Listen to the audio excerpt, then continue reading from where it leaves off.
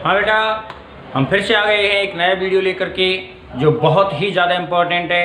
इससे पहले वाले वीडियो में भी बताया था कि दो अपने टॉपिक्स हैं। एक तो है हाइगन के तरंगिकाओं के सिद्धांत से परावर्तन की व्याख्या और दूसरा है हाइगन के तरंगिकाओं के सिद्धांत से अपवर्तन की व्याख्या। दोनों में से एक क्वेश्चन 3 नंबर का राजस्थान बोर्ड के पेपर में आएगा, किसी के बाप से रुकने वाला नहीं है। ये तो समझिए हमारा डायलॉग है, क्योंकि इम्पोर्टेंट ही नहीं ज़बरदस्त इम्पोर्टेंट है, इसकी वजह से आएगा। वीडियो स्टार्ट करने से पहले पॉइंट पे उसी पे कि जिन बच्चों ने चैनल को सब्सक्राइब नहीं किया है वो सब्सक्राइब कर लें और बेल आइकन प्रेस कर लें, जिससे कि आपको मेरे प्रत्येक वीडियो का अपडेट होता रहे। और हो सकता है अब इन वीडियो के बीच में एक मोटिवेशन वाला वीडियो भी होना ज़रूरी लग रहा है, तो आज शाम तक मैं एक मोटिवेशन वाला वीडियो बनाऊं तो यही पॉसिबल है। तो हम यहाँ सबसे पहले बात कर रहे हैं अब हाइगन की द्वितीय तरंगिकाओं के सिद्धांत से अपवर्तन की व्याख्या। किसकी व्याख्या करेंगे बेटा? अपवर्तन की। परावर्तन की और अपवर्तन की व्याख्या में से एक क्वेश्चन पक्का आएगा। तो अपवर्तन की व्याख्या के लिए हमें एक अपवर्तक सतह दिखनी चाहिए। तो माना यह एक अपवर्तक सतह है, कौन सी? एम और एम डैश। नाम हम हमारे अनुसार रखेंगे। तो माना एम डैश एक अपवर्तक सतह है जिस पर एक समतल तरंगाग्र आपतित हो रहा है। कौन सा तरंगाग्र आपतित हो रहा है बेटा? समतल तरंगाग्र। तो ये है, हमने एक समतल तरंगाग्र को इस पर आपतित करा दिया। ठीक बेटा, समतल तरंगाग्र की खासियत क्या होती है? तरंगाग्र वाले पॉइंट को भी मैं अभी एक्सप्लेन कर दूंगा इसी में लास्ट में। समतल तरंगाग्र की खासियत क्या होती है? इसका प्रत्येक जो सिरा होता है, प्रत्येक जो कॉर्नर होता है, वह प्रत्येक कॉर्नर 90 डिग्री का होता है। कितने डिग्री पे काटता है अपने आप को? 90 डिग्री पे। ठीक बेटा, तो यहाँ हम बात कर रहे थे एक पॉइंट की।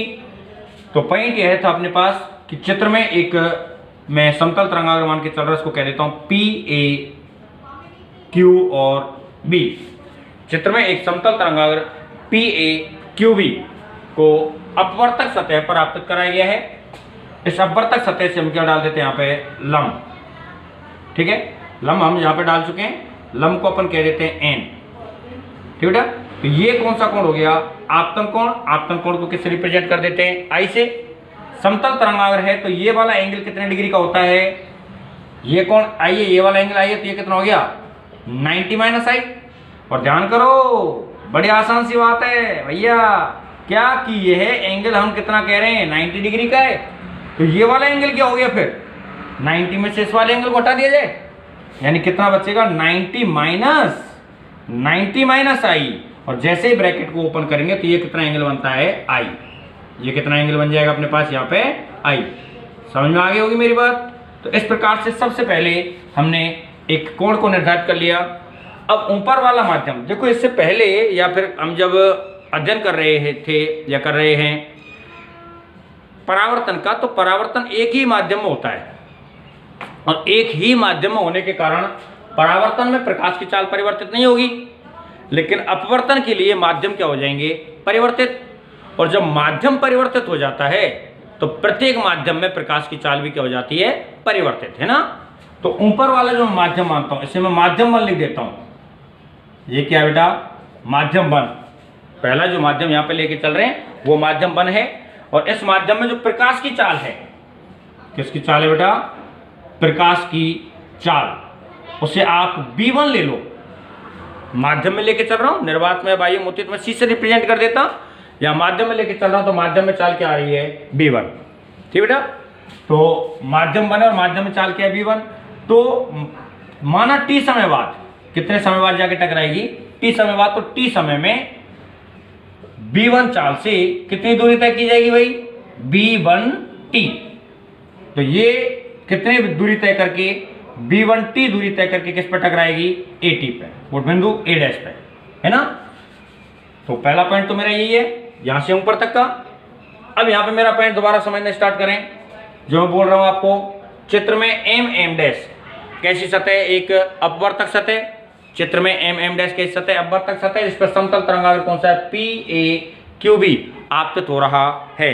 समतल तरंगाग्र कौन सा बेटा? PAQB क्या हो रहा है? आपतित हो रहा है, तरंगाग्र का ए सिरा अपवर्तक सतह को स्पर्श कर रहा है। तरंगाग्र का ए सिरा क्या हो रहा है बेटा, अपवर्तक सतह को स्पर्श कर रहा है। बिंदु ए पर अभिलंब ए एन डालने से कौन कौन से कोण देखो, पी ए एन वही है कोण पी ए एन बराबर कोण, दूसरा कोण कौन सा बन रहा है देखो, बी ए डैश, कोण बी ए डैश बराबर कितना कोण है ये, आई के बराबर। कितने के बराबर है, आई के बराबर। माना बिंदु बी, कौन से बिंदु से, बी से आने वाली किरण कितने समय के बाद, टी समय के बाद, कितनी चाल से, b1 चाल से, टी समय के बाद b1 चाल से कितनी दूरी तय करेगी, b1t दूरी तय करके बिंदु किस पर टकराती है, ए डैश पर। ठीक है, तो ये यहां कौन से बिंदु पर टकराई, ए डैश पे, और ए डैश पर टकरा के सीधी तो यो निकलनी थी, सीधी मत निकालना, विचलित करा देना, या तो ऊपर की तरफ या नीचे की तरफ। वो डिपेंड करेगा कि माध्यम में किससे किस में आ रही है, सघन से विरल में आ रही है या विरल से सघन में आ रही है। अगर सघन से विरल में आती है तो अभिलंब से दूर हट जाएगी, और विरल से सघन में आएगी तो अभिलंब की ओर मुड़ जाएगी। ठीक है, तो हम यहाँ पे मान के चल रहे हैं कि वह विरल से सघन में आ रही है, तो सीधी ना जा करके वो थोड़ा सा अभिलंब की ओर झुक गई है ना। तो ये किरण जो सीधी निकलनी थी ये भी अभिलंब की ओर झुक जाएगी, है ना, झुकेगी नहीं झुकेगी भाई, झुक जाएगी। तो जब ये जो ऊपर से किरण आ रही है बिंदु बी से, कहां से आ रही है बेटा, बिंदु बी से, तो ये किरण टी समय में कितनी दूरी तय करती है, c1t। अब यहां का माध्यम अलग हो चुका है, यहां का माध्यम क्या मान लेते हैं, 2, और यहां माध्यम 2 हो गया, तो यहां पे प्रकाश की चाल भी परिवर्तित हो जाएगी, और प्रकाश की चाल यहां पे क्या मान लेते हैं अपन, b2, है ना। टी समय में b1 वेग से तो b1t दूरी तय की जाएगी। अब वही टी समय में b2 वेग से, टी समय में कितने वेग से, b2 वेग से कितनी दूरी तय की जाएगी, b2t, कितनी दूरी तय की जाएगी बेटा, b2t। तो बिंदु ए को केंद्र मान करके कितनी दूरी का, b2t दूरी का चाप डालते हैं, कितनी दूरी का चाप डालते हैं, b2t दूरी का। और माना ये चाप कहां मिलता है, b डैश पर, और b डैश पर a डैश से स्पर्श रेखा, a डैश से b डैश पर स्पर्श रेखा कौन सी, a डैश b डैश डालते हैं, तो p dash a dash q dash b dash वापस से एक समतल तरंगाग्र प्राप्त होता है। कौन सा, p dash a dash q dash b dash वापस से क्या गया, एक समतल तरंगाग्र। ये मैंने कितनी दूरी का चाप डाला था, ध्यान करो आप, कितनी दूरी का चाप है ये, b2t दूरी का। अब देखो ये कौन सा कोण है, अपवर्तन कोण r, समतल तरंगाग्र, तो ये क्या हो गया 90 माइनस r, वापस से 90 डिग्री, और ये कोण कितना हो जाएगा r। ठीक है, क्वेश्चन किस प्रकार से आएगा, क्वेश्चन में आपको पढ़ देता हूं वापस से। हाइगेन के द्वितीय तरंगिकाओं का उपयोग करते हुए या द्वितीय तरंगिकाओं के द्वारा अपवर्तन हेतु स्नेल के नियम का निगमन कीजिए। यानी अपवर्तन के लिए स्नेल के नियम की उत्पत्ति अपने को करनी है, आवश्यक किरण चित्र बनाइए। तो किरण चित्र आपके सामने ये रहा, ठीक है। अब यहाँ सबसे पहले पॉइंट में बोल रहा हूँ कि किरण चित्र में क्या हो रहा है और कैसे हो रहा है, उस पॉइंट को अपन यहाँ डिस्क्राइब करके चलें। तो पहले मैं दोबारा रिपीट कर रहा हूँ, कंप्लीट। चित्र में एम डैश क्या है, एक अपवर्तक सतह है जिस पर एक समतल तरंगाग्र कौन सा, पी ए क्यू बी आपतित हो रहा है। तरंगाग्र का कौन सा सिरा, ए सिरा, तरंगाग्र का कौन सा सिरा, ए सिरा अपवर्तक सतह को स्पर्श कर रहा है। बिंदु ए पर अभिलंब कौन सा डाल देते हैं, ए एन डाल देते हैं। तो पी ए एन यानी ये वाला एंगल और ये वाला एंगल, पी ए एन, और ये कौन सा है, बी ए डैश, कितने के बराबर आता है, आई के बराबर, ठीक है।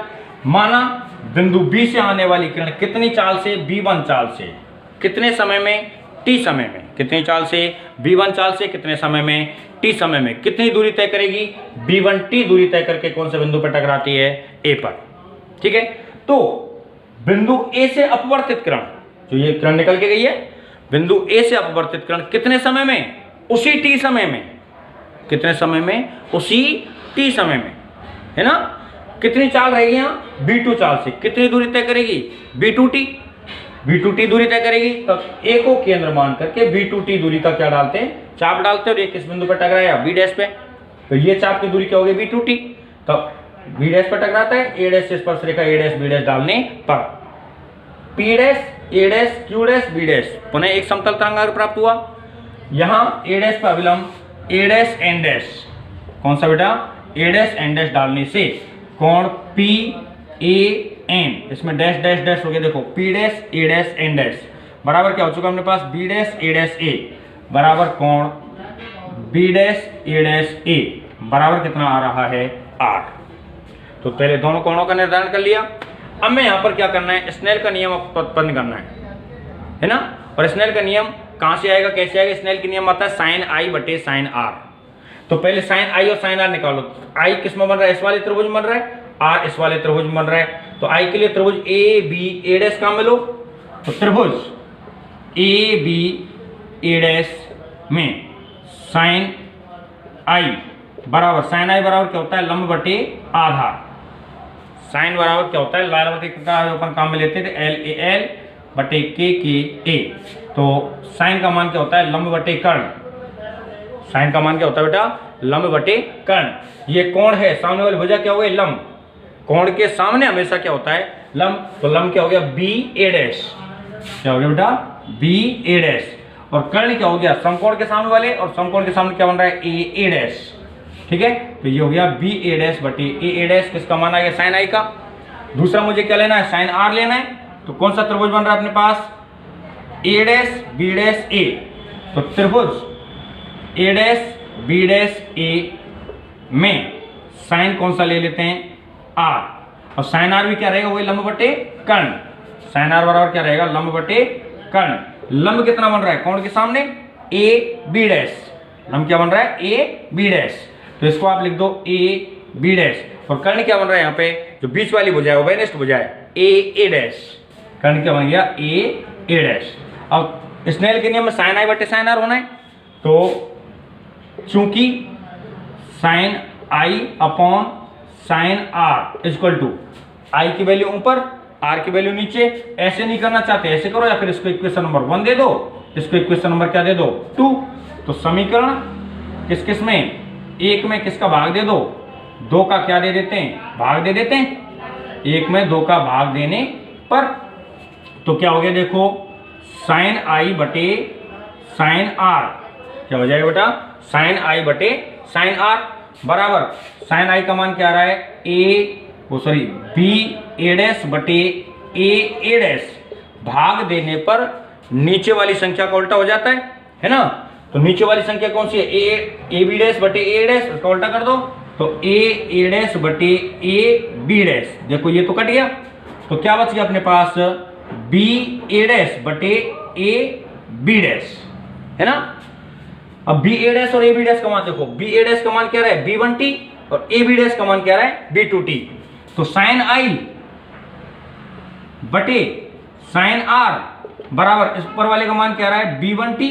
और बटे इसका मान क्या आ रहा है? B2T। आगे नहीं आ गया? B1T और बटे में क्या आ गया? B2T।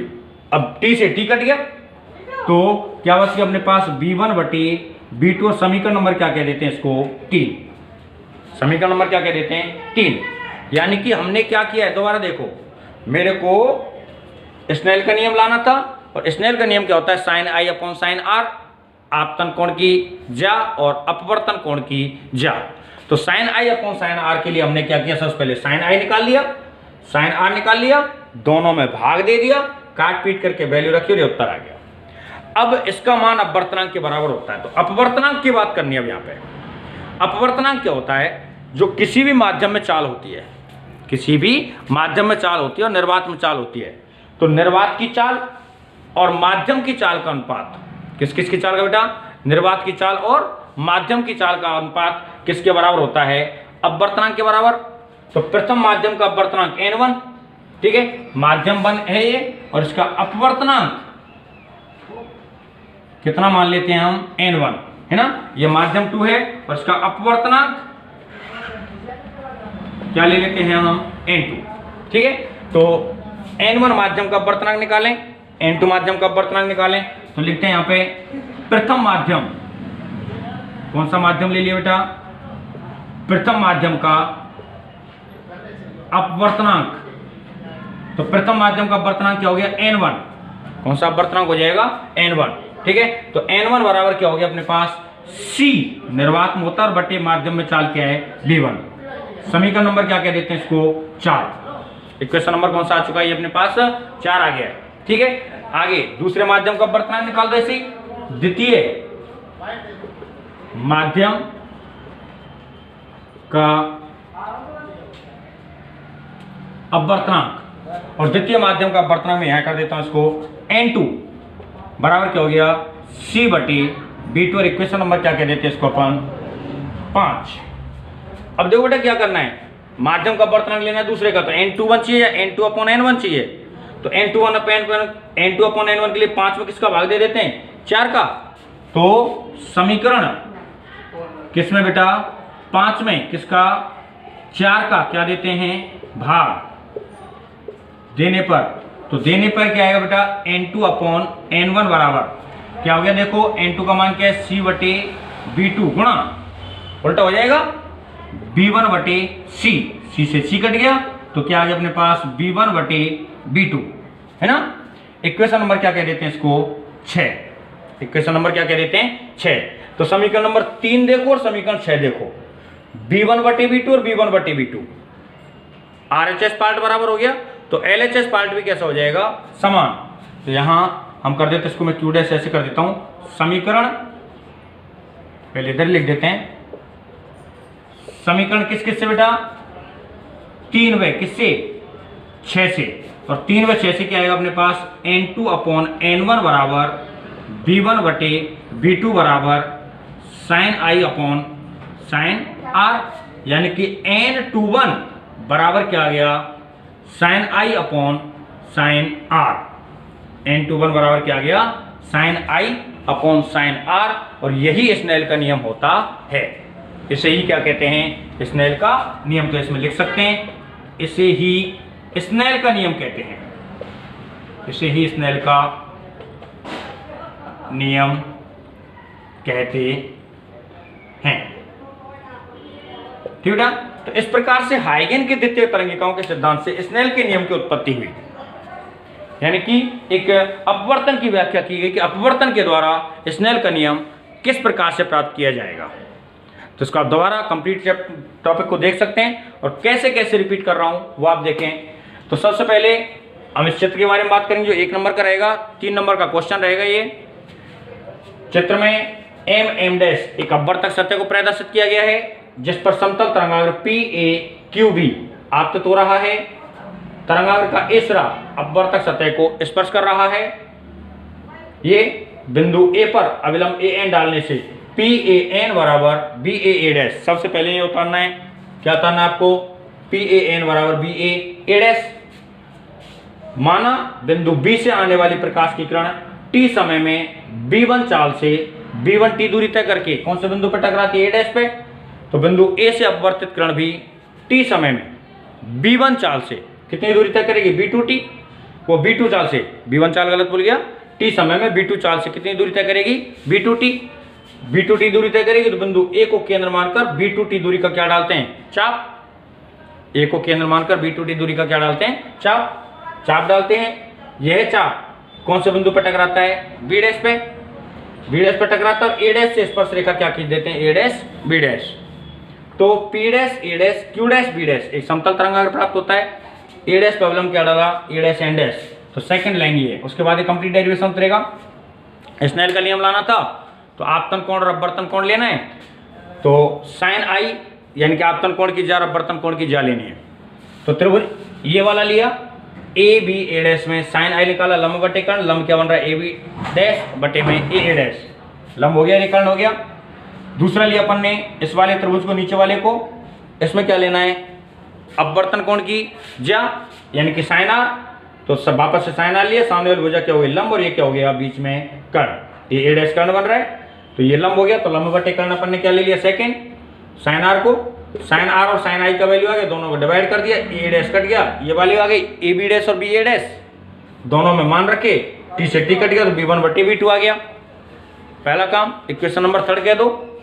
इसके बाद में सेकेंडरी पॉइंट पर यहाँ बात करके चल रहा हूँ। तो सेकेंडरी पॉइंट पर बात करें जो अपना अपवर्तनांक आ रहा है। अपवर्तनांक क्या होता है निर्वात में प्रकाश की चाल बटे माध्यम में प्रकाश की चाल, है ना। तो पहले माध्यम का अपवर्तनांक निकाला, निर्वात में चाल को C लेते हैं, माध्यम में चाल क्या ली हुई है पहले में B1, ठीक है।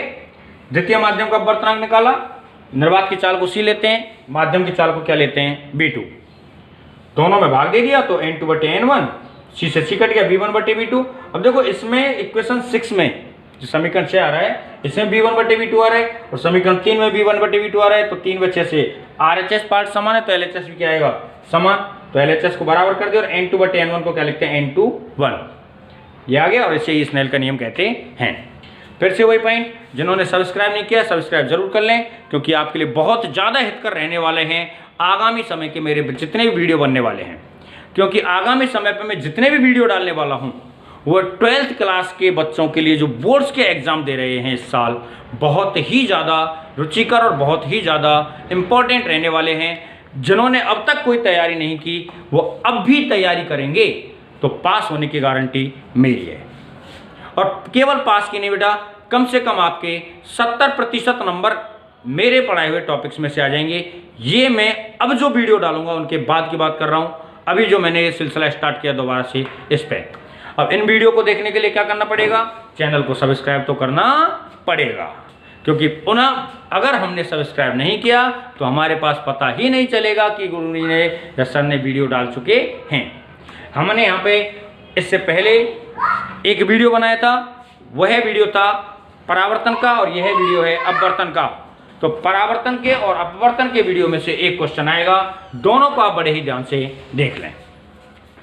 ठीक बेटा, इस वीडियो में इतना ही है।